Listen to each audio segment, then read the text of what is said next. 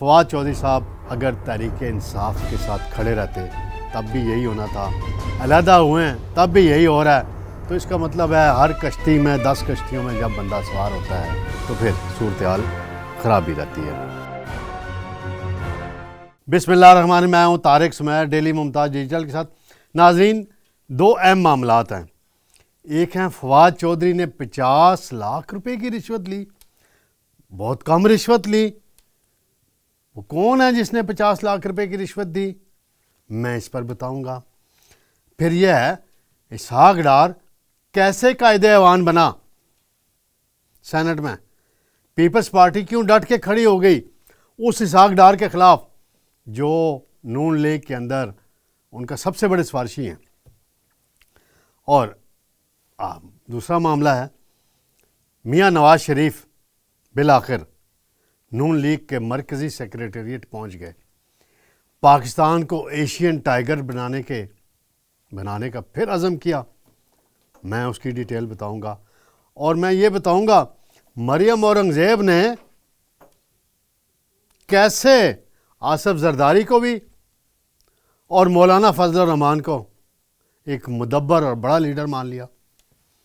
اس پر میں آپ کو بھی ڈیٹیل بتاؤں گا۔ سب سے پہلے ناظرین، فواد چودھری صاحب ہیں، سابق وزیر اطلاعات و نشریات، سائنس اینڈ ٹیکنالوجی۔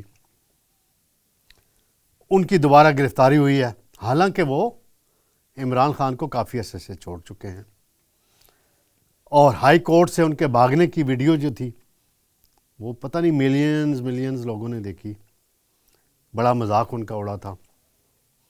لیکن جب سے یہ حالیہ ابھی گرفتاری ہوئی ہے، مجھے ان سے تھوڑی سی ہمدردی ہو گئی ہے۔ وہ اس سینس میں کہ جی بندہ آپ نے پکڑ لیا، جہانگیر ترین سے 2-3 دن پہلے مل کر آیا، پکڑ لیا گیا۔ فردوس عاشق وان نے جو ریمارکس دیے ان کی گرفتاری پہ وہ بھی بڑی معنی خیز تھے۔ پھر ان پہ جو مقدمہ بنا ہے اسلام آباد پولیس میں، ایک شہری ہیں جی، ان کی درخواست پہ جی 50 لاکھ روپے رشوت لی مجھ سے، مجھے نوکری بھی نہیں دی اور پیسے بھی واپس نہیں کیے۔ یہ کوئی ثبوت نہیں دیا اس شخص نے پولیس کو، اور پولیس نے ابھی تک اس سے کوئی تفتیش بھی نہیں کی کہ بھائی آ جائیں جناب، آپ نے ایک وزیر کو 50 لاکھ روپے کی رشوت دی، کیا آپ جب وہ وزیر تھے کسی محکمے کا ایم ڈی لگنا چاہتے تھے؟ آپ کوئی ڈائریکٹر لگنا چاہتے تھے؟ کس پوسٹ کے لیے؟ کوئی کلیئر نہیں ہے۔ میرا خیال ہے اس ایف آئی آر کا مقصد فواد چودھری کو تھوڑا سا سبق سکھانا کہہ لیں، یا ان کو کہنا کہ آپ نے جو وعدہ کیا تھا، جو لائن لی تھی، اس پہ آپ نہیں چلے۔ پھر ان کو اب ایک اور مقدمے میں کل طلب کر لیا گیا جی، اینٹی کرپشن پنجاب نے سرکاری زمینوں میں جیلم میں انہوں نے قبضہ کیا جی، یہ بھی انکشاف ہو گیا جی۔ اور ان کے بھائی ہیں ایک فراز چودھری ہیں، ان کو بھی بلایا گیا ہے۔ یہ وہی فراز چودھری ہیں جن کو ایم پی اے کا ٹکٹ دلوایا تھا تحریک انصاف کا فواد چودھری صاحب نے۔ اب سرکاری زمینوں پہ قبضے بھی نکل آئے ہیں، اب پتہ نہیں اب اور کیا کیا نکلے گا۔ بہرحال گرفتاریاں سیاستدانوں کی کوئی پرانی روایت ہے۔ یہاں تو جو چودھری ظہور الہی تھے مرحوم، ان پر بھینس چوری کا مقدمہ ذوالفقار علی بھٹو کے دور میں بنایا گیا تھا، بڑا مشہور واقعہ ہے، اور ان کو ایک مرتبہ مچھ جیل بلوچستان میں بھیج دیا گیا تھا، اور ان کے راستے میں ان کو پولیس انکاؤنٹر میں قتل بھی کرنا تھا، لیکن نواب اکبر بگٹی نے ان کو بچایا تھا، جس کی آج تک احترام کرتے ہیں چودھری شجاعت صاحب اور باقی ان کی فیملی کے لوگ کہ نواب اکبر بگٹی نے بڑے اس مشکل مرحلے میں ساتھ دیا تھا۔ تو یہ تو مقدمے تو چھوٹے موٹے بنتے رہتے ہیں، گھبرانے کی ضرورت نہیں ہوتی۔ لیکن فواد چودھری صاحب اگر تحریک انصاف کے ساتھ کھڑے رہتے تب بھی یہی ہونا تھا، علیحدہ ہوئے ہیں تب بھی یہی ہو رہا ہے، تو اس کا مطلب ہے ہر کشتی میں 10 کشتیوں میں جب بندہ سوار ہوتا ہے تو پھر صورتحال خراب ہی رہتی ہے۔ ناظرین، دوسرا معاملہ ہے کہ پیپلز پارٹی آمنے سامنے آ گئی ہے نون لیگ کے. وہ کہہ رہے ہیں جی ہم نے بلاول کو وزیر اعظم بنانا ہے, نواز شریف کو کسی صورت وزیر اعظم بننے نہیں دیں گے. بھائی ٹھیک ہے, آپ کا دعویٰ ہے, سیاسی دعویٰ ہے, آپ کرتے رہیں. پھر آپ نے اسحاق ڈار کو بھی اب ٹارگٹ کر لیا. اسحاق ڈار کی حالانکہ بہت دوستیاں ہیں پیپلز پارٹی میں, خورشید شاہ سے ذاتی تعلقات ہیں, رضا ربانی سے ہیں, یوسف رضا گیلانی صاحب سے ہیں, کس کس کا نام لیں, آصف زرداری سے بڑا قریبی تعلق واسطہ ان کا. اور کہ جی سینٹ میں یہ قائد ایوان 2 نمبر طریقے سے بنے ہیں. یہ پیپلز پارٹی کہہ رہی ہے, میں نہیں کہہ رہا. تو میں پیپلز پارٹی والوں سے ایک سوال پوچھنا چاہتا ہوں کہ جب 2013 میں نگران حکومت بنی تھی, ایک جسٹس ریٹائرڈ تھے بلوچستان سے کھوسہ صاحب, ان کو نگران وزیر اعظم بنایا گیا تھا. کیا اس وقت قائد ایوان کون تھا؟ اس وقت آپ کے جناب فاروق اشنائک پیپلز پارٹی کے رہنما قائد ایوان تھے.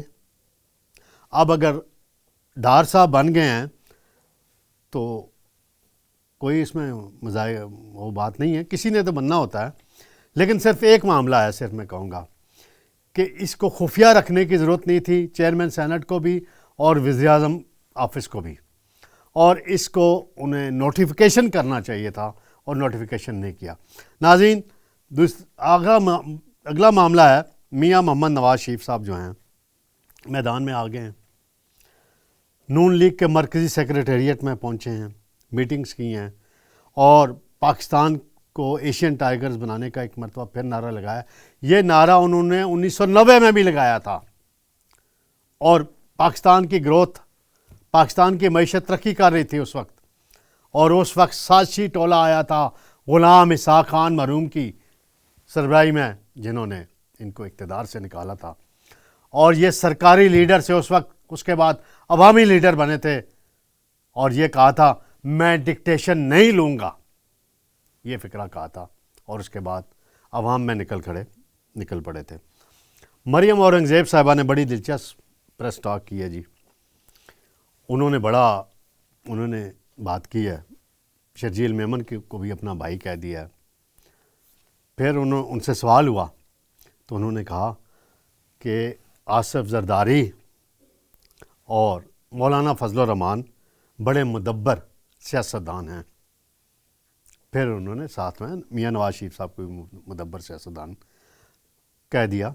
حالانکہ وہ میاں صاحب اس وقت اگر دیکھا جائے تو سب سے اس سینیریو میں دیکھا جائے تجربہ کار سیاستدان ہے. کامیاب حکومتیں چلانے کا, میگا پروجیکٹ لانے کا ان کا ایکسپیرینس ہے. تو اس پر ہمیں فوکس کرنا چاہیے کہ وہ آگے بڑھیں گے. میں آپ کو خبر دیتا چلوں کہ میاں نواز شریف جا رہے ہیں مانسہرہ. وہاں سردار مہتاب عباسی سٹیج پہ نہیں ہوں گے, کیونکہ سردار مہتاب عباسی یہ توقع کر رہے تھے کہ میاں نواز شریف واپس آئیں گے تو ان کو وہ ملاقات کا وقت دیں گے. ابھی تک ملاقات کا وقت نہیں دیا گیا. پھر اسحاق ڈار صاحب نے ایک انٹرویو میں کہہ دیا ہے کہ چودھری نثار علی خان کا بڑا پرانا تعلق تھا میاں نواز شریف سے. چودھری نثار نے خود راہیں جدا کی ہیں نواز شریف سے, ہم نے ان کو پارٹی سے نہیں نکالا. پھر شاہد خاقان عباسی کے متعلق بھی انہوں نے کافی لیڈز دے دی ہیں, اور یہ کہہ دیا کہ وہ لندن ملنے آئے تھے, اور جب میاں صاحب 21 اکتوبر کو واپس آئے تھے تو شاہد خاقان عباسی استقبال کے لیے نہیں آئے. کیا ان کی مجبوریاں تھیں, کیا نہیں تھیں, یہ تو شاہد خاقان صاحب بھی بتا سکتے ہیں. بہرحال میں فی الحال یہ دیکھ رہا ہوں کہ یہ 3 رہنما مستقبل میں نون لیگ سے ان کی رائیں پکی کٹی ہو رہی ہے, جدا ہو رہی ہیں. کوئی راستہ اگر نکل آئے تو وہ میں کہہ نہیں سکتا, سیاست میں حرف آخر کوئی بات نہیں ہوتی.